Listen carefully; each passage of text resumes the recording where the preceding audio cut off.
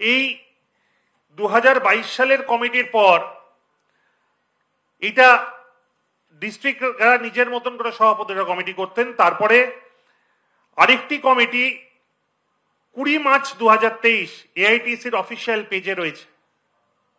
আপনারা যদি এই কমিটির, আমি আপনাদের সফট কপিও দিতে পারি, আপনারা যদি 20 মার্চ 2023 দেখেন, তারপরে আবার একটি নতুন করে জেলা এবং রাজ্য কমিটি হয়, সেইখানেও কিন্তু তার কোনো স্থান ছিল না।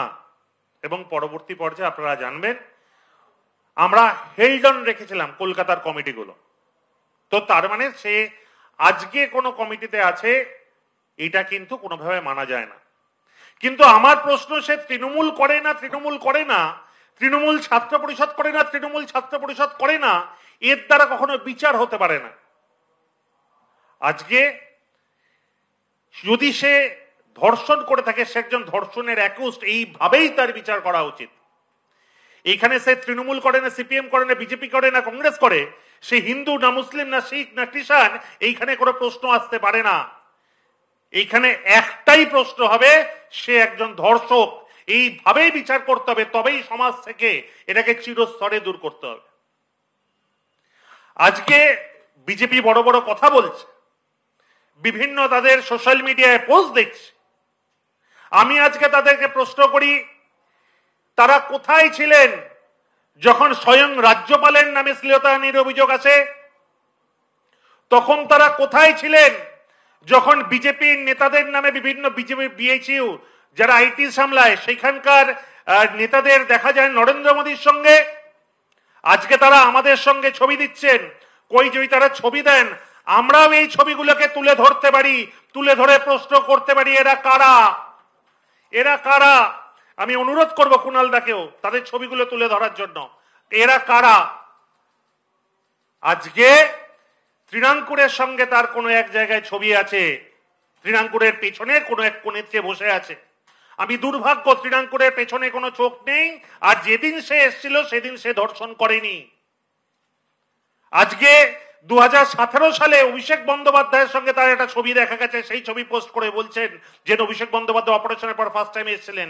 আমি দুর্ভাগ্য, আমি জানি না অভিষেক বন্দ্যোপাধ্যায়ের পক্ষে বোঝা সম্ভব কিনা যে সে আজকে 2017 সালে ছবি তুলেছে, 2025 সালে সে ধর্ষণ করবে।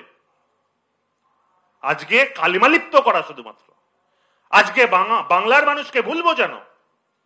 আরে ভাই, তোমরা যদি ধর্ষণ সত্যি করে আটকাতে চাও, কেন অপরাজিতা বিলকে মান্যতা দিচ্ছ না? আজকে প্রশ্ন করছি আমরা। আজকে প্রশ্ন উত্তরে কি দিচ্ছেন? বিজেপির বিভিন্ন নেতারা ছবি দিচ্ছেন। আরে ভাই, ছবি তো এরকম অনেক আছে।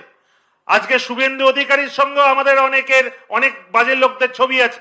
আজকে কি শুভেন্দু অধিকারীর দায়িত্ব নিতে হবে? তবে যে প্রাক্তন তৃণমূল ছাত্র পরিষদ করতো, তার সেই দিনের ছবি দেখিয়ে আজকে কেন তৃণমূল কংগ্রেস বা তৃণমূল ছাত্র পরিষদকে কালিমালিপ্ত করার চেষ্টা হচ্ছে? কি কারণ? আমার সঙ্গে ছবি আছে, সে নাকি ফেসবুকে শেয়ার করেছে। আরে ভাই, তৃণমূল কংগ্রেস দল আজকে একটা বটবৃক্ষ।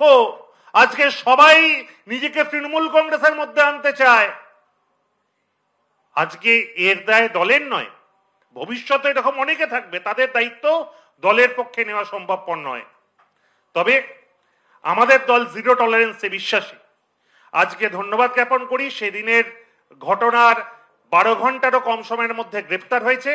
আমি প্রশাসনের ওপর ভরসা রাখি, আমি বিশ্বাস রাখি, এবং কঠোর থেকে কঠোর শাস্তি তার হবে, এই আশা ভরসা রেখে আগামী দিন তৃণমূল ছাত্র পরিষদ সেই ছাত্রের পাশে থাকবে।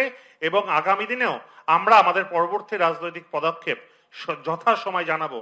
এইটুকুনি কথা বলে আমার ক্ষুদ্র বক্তব্য শেষ করছি।